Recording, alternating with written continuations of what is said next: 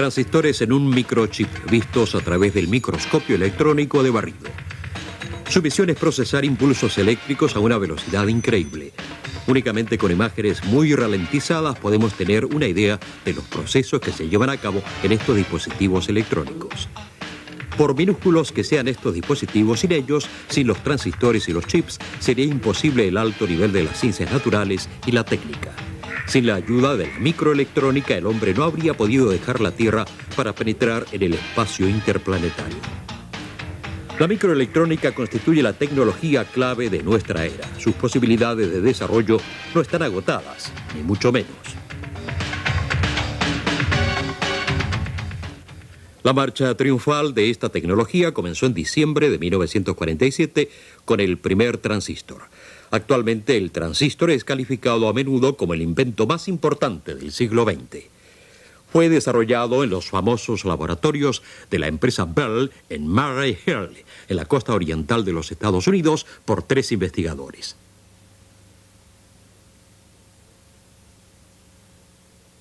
John Bardeen, un físico teórico genial recién llegado al equipo Bell.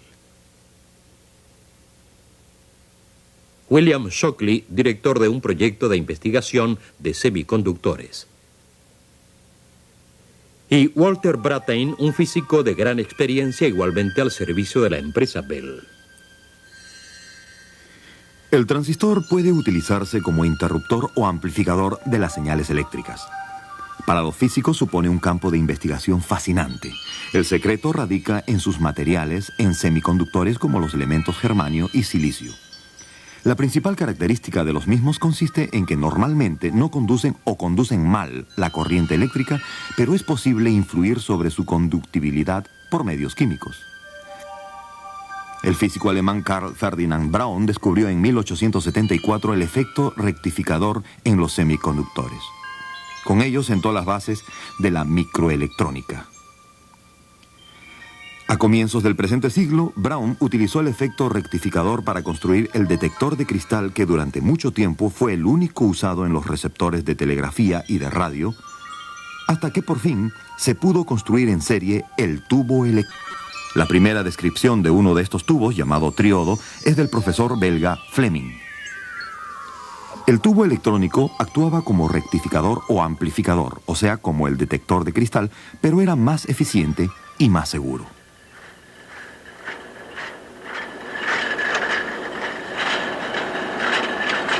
En poco tiempo, el tubo electrónico se convirtió en la pieza básica de todos los equipos de amplificación y aparatos de recepción.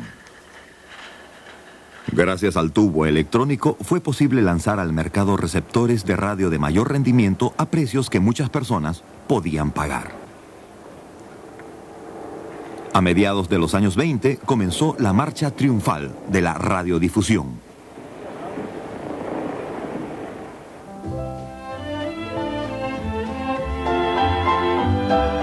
El público escuchaba la radio con entusiasmo y podía ser partícipe del progreso técnico. Durante decenios no hubo competencia para el tubo electrónico, pero cuando los investigadores empezaron a trabajar con señales de muy alta frecuencia en la técnica de radar, advirtieron que el tubo era demasiado lento. Por ello se volvió a utilizar el detector de cristal como receptor de las ondas de radar. Exteriormente se parecía muy poco al modelo de Carl Ferdinand Braun, pero seguía utilizándose el principio semiconductor. Con el detector de cristal, la técnica de radar pudo avanzar en los años 40 y muchos investigadores se interesaron de nuevo por los semiconductores. Basándose en ellos, empezaron a construir un elemento estructural completamente nuevo, un interruptor y amplificador electrónico. Así fue como 3 físicos de gran talento iniciaron un programa de investigación en la compañía telefónica Bell: William Shockley, John Bardeen y Walter Brattain.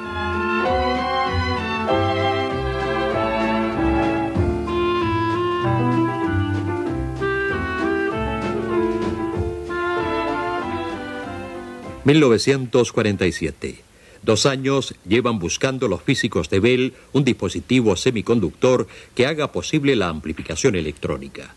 Para ello deben influir selectivamente sobre su conductibilidad.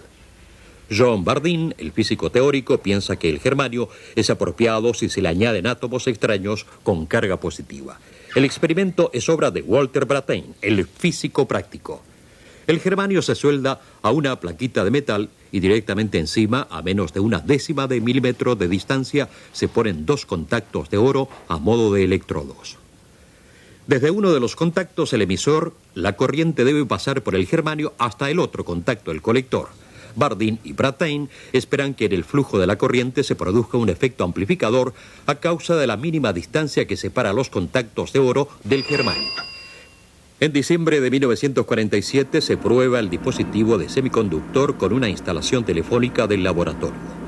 Al conectar el transistor de puntas, así denominado por la forma puntiaguda de los contactos de oro, aumenta considerablemente el sonido al hablar por teléfono. En el conector, la señal eléctrica se recibe 50 veces amplificada. El diario New York Times dedica solamente unas líneas al sensacional descubrimiento. Realmente Bardeen, Brattain y su jefe Shockley no habían alcanzado aún su objetivo. Las relaciones de carga en el transistor de puntas no eran suficientemente estables. Unas veces funcionaba, otras veces no. El problema fue resuelto con el transistor de unión O de capas ideado por Shockley. Gracias a él fue posible estabilizar y calcular el efecto que habían descubierto Bardeen y Brattain. Era la condición previa para el éxito del transistor en el mundo entero. En el transistor, los semiconductores como germanio o silicio en estado puro conducen mal la corriente o no la conducen. Pero ello cambia cuando se introducen átomos extraños y se añaden así portadores de carga que se mueven libremente. Entonces se habla de dotación.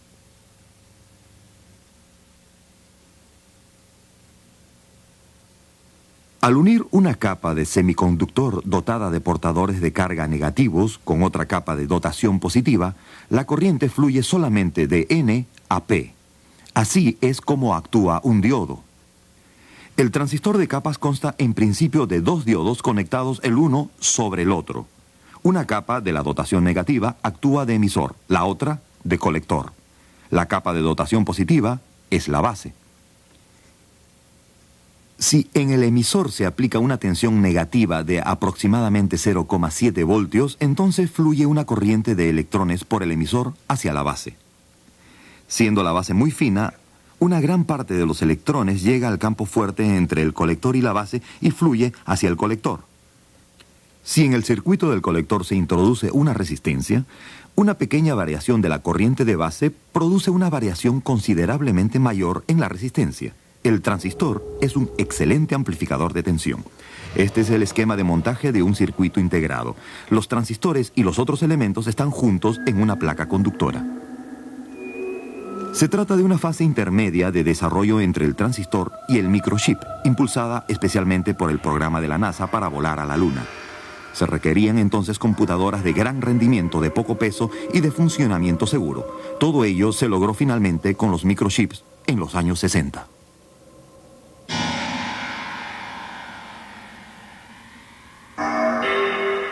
Desde que Shockley construyó el primer transistor de capas habían transcurrido menos de 20 años.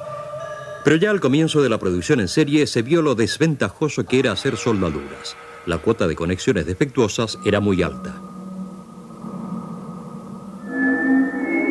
La situación no cambió hasta la implantación de un nuevo proceso de fabricación con un nuevo semiconductor, el silicio. El silicio, principal componente de la arena, es, tras el oxígeno, el elemento más abundante de la naturaleza.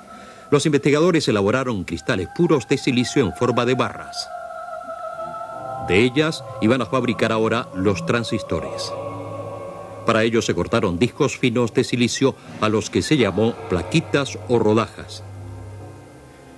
El truco consistía en hacer simultáneamente de un disco muchos transistores. Al principio eran algunas docenas, pero muy pronto se llegó a varios centenares.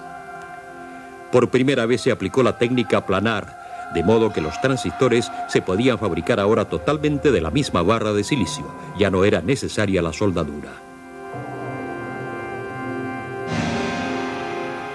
Las diferentes capas se iban elaborando en muchas operaciones sucesivas mediante impresión y dotación.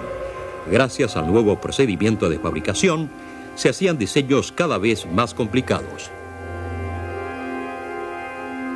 El resultado fue doble. Por un lado, los costos de producción bajaron sensiblemente y por otro, los transistores fueron cada vez más pequeños, más eficientes. De todo ello se benefició principalmente la técnica de computadoras. En comparación con las de tubos electrónicos, las computadoras de transistores eran mucho más pequeñas y consumían muy poca energía.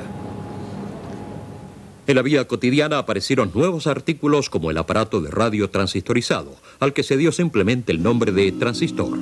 La sociedad estaba en los umbrales de la era electrónica.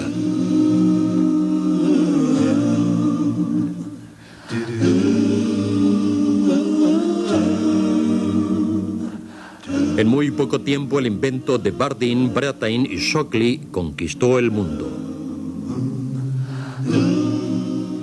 Entretanto, el mundo está acostumbrado a los pequeños y grandes servicios de la microelectrónica. Gracias a los chips se puede avanzar más rápidamente en numerosos campos de las ciencias naturales y la técnica. En solo 1 centímetro cuadrado hay sitio para 100 millones de transistores y otros elementos. Para la elaboración de estructuras tan finas se requiere un ambiente de limpieza absoluta.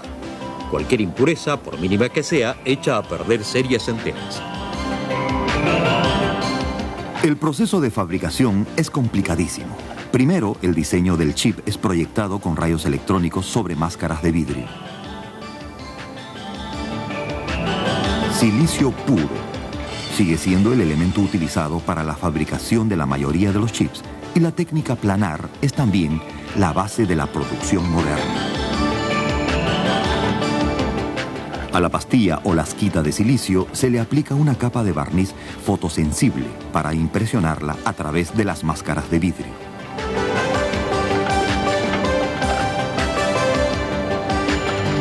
De este modo, es posible integrar simultáneamente los esquemas de muchos chips en las plaquitas, lo que se hace en varias capas superpuestas. A continuación, se hace el revelado y se ataca con ácido y elimina la zona expuesta del barniz para, finalmente, introducir los átomos extraños que modifican debidamente las propiedades eléctricas del silicio. En total, son necesarias unas 500 operaciones para fabricar un chip. Minúsculo en sus dimensiones y gigantesco en su rendimiento, un chip de 64 megabits, por ejemplo, es capaz de almacenar en fracciones de segundos el contenido de 4000 páginas escritas a máquina.